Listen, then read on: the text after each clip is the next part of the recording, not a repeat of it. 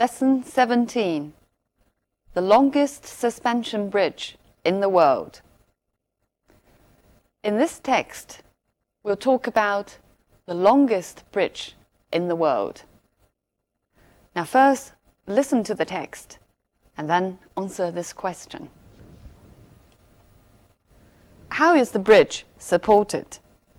大桥是怎么支撑的？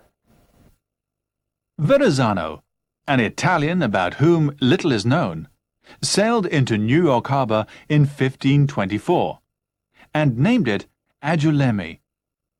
He described it as a very agreeable situation located within two small hills in the midst of which flowed a great river.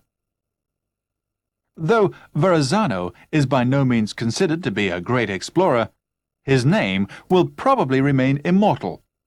For on November 21st, 1964, the longest suspension bridge in the world was named after him. The Verrazzano Bridge, which was designed by Othmar Ammann, joins Brooklyn to Staten Island. It has a span of 4,260 feet. The bridge is so long that the shape of the Earth had to be taken into account by its designer. Two great towers support four huge cables. The towers are built on immense underwater platforms made of steel and concrete. The platforms extend to a depth of over 100 feet under the sea. These alone took 16 months to build. Above the surface of the water, the towers rise to a height of nearly 700 feet. They support the cables from which the bridge has been suspended. Each of the four cables contains 26,108 lengths of wire. It has been estimated that if the bridge were packed with cars, it would still only be carrying a third of its total capacity. However, size and strength are not the only important things about this bridge. Despite its immensity, it is both simple and elegant, fulfilling its designer's dream to create an enormous object drawn as faintly as possible. Okay, now can you answer this question? How is the bridge supported? Right. Two great towers support four huge cables, from which the bridge is suspended. 两座巨塔支撑着四根粗大的钢缆，钢缆呢又悬挂着大桥。这篇课文向读者介绍的是世界上最长的吊桥，所以它在风格上力求叙述清晰，在内容上呢着重突出的是桥的规模。我们再来看一下课文的结构。第一段先向我们讲的是这个桥的名字的来历。第二段呢，先向我们交代了一些基本事实，就是桥的 designer、location、span and the difficulty of designing， 然后才详细叙述桥的构造。这个呢是从 tower 到 cable， 再到 platform， 最后呢回到设计者，以这个桥实现了设计者的梦想来做结尾。Right. Now we'll look at the language points. He named it Angoulême. Name 在这里做动词，把它取名为什么？课文后边呢 ，name 作为动词又出现了一次。The longest suspension bridge was named after him. 这里 name after 是以它来命名的意思。我们再来看两个例子。We name our son Bill. 我们给我们的儿子起名字叫 Bill。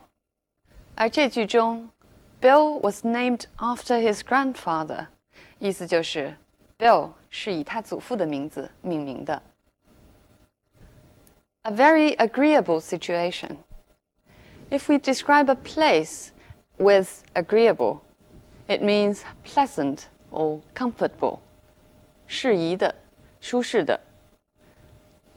If we describe a person as agreeable, it means easygoing. 形容人呢，就是说随和的。In the midst of means in the middle of, in the middle of a place or a time. 但课文这句话呢是说 in the midst of two hills， 在两座山的中间。Verrazano is by no means considered to be a great explorer. 这里 by no means 就是说绝对不能。By no means 这里的 means 其实是 way 的意思。再比如 means of transport 其实就是交通工具、交通方式。Now look at this example. He is by no means a bad kid. 就是说 he is not at all a bad kid. 那么 by no means 还可以这样表达 He is not a bad kid by any means. And look at this example. May I bring my boyfriend to the party? 我可以回答 by all means means please do. 就请带来吧。如果 by all means 出现在对话当中，对方向你提了一个要求，你如果回答 by all means， 意思就是说没有问题，当然可以。His name will probably remain immortal. Immortal 永生的。这句话当中的意思就是他的名字会流芳百世。它的反义词就是 mortal， 会死的。The bridge joins Brooklyn to Staten Island. Join to 把 Brooklyn 和 Staten Island 连接，相当于 connect to. The shape of the earth. Now please notice the earth here is not the planet Earth, nor the soil, but the land. 这里 earth 既不是地球，也不是泥土的意思，而是指相对于海洋的大陆，或者说地表。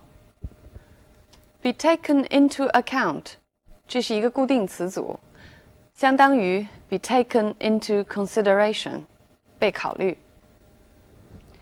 Immense underwater platforms. Immense 巨大的，这里呢是形容词形式。课文后边的一句给我们提供了它的名词形式，是 immensity. They support the cables from which the bridge has been suspended. Suspend from 意思就是 hang from 悬挂着。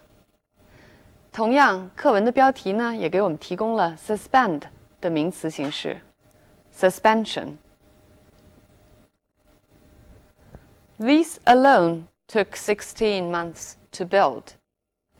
Alone 这里和 only 意思是相同的，单单是这些就花了16个月的时间。但是注意用 alone 的时候，它只能放在修饰的名词后边。Look at these two sentences. 用 alone 的话就要说成 She alone can decide what to do. 如果用 only 就要放在修饰的名词前边 Only she can decide what to do, which means nobody else can do it for her. Were packed with cars. Be packed with means be full of. Fulfilling its designer's dream. Fulfill one's dream. 注意这个搭配，意思是实现了什么人的梦想。An enormous object drawn as faintly as possible. Faintly means lightly, unnoticeably. 不容易注意到的或者轻的。课文里呢是相对于 enormous 桥的这个巨大规模而言的，用细线条勾勒的意思。这篇课文为了生动表现桥的巨大规模和它庞大的载重量，尤其注重使用动词和表达度量的名词的搭配，而不是用我们惯常所见的用系动词、be动词再加上表示度量的形容词这种方式。我们来看看课文当中的例句。说到桥的跨度，用了 It has a span of。说到桥的深度，用了 extend to a depth。动词 extend 和表示深度的名词 depth 相搭配。如果按照我们上边说的第二种方式，这句话就会表达成 The platforms are over 100 feet deep under the sea。说到桥的高度呢，也是同样 The towers rise to a height of nearly 700 feet。这句话当然也可以说成 The towers are nearly 700 feet high。讲到长度 Each of the 4 cables contains 26,108 lengths of wire。载重量用 carry 和 capacity 这个名词来搭配。使用动词和表示度量的名词的搭配呢，在文体上就会显得更加正规，叙述口吻也显得更加客观。此外呢，动词本身就表达了一定的力度，这样可以直接的指涉表达度量的意义。Now finally, let's come back from the language to the text itself. 最后呢，我们再回过头来看看课文。This text is a description of a bridge. In other words, it's a descriptive essay. Descriptive essay 就是说明文，或者说叙述性的文章。In a descriptive essay, clarity is the most important thing. How to achieve clarity then? 怎么才能做到叙述的清晰呢？ One tip is that you need to be consistent in describing things. 就是说，叙述的方向一定要统一，尤其是在描述一个事物的结构或者位置的时候。No matter which direction you take, you need to follow that direction all the time.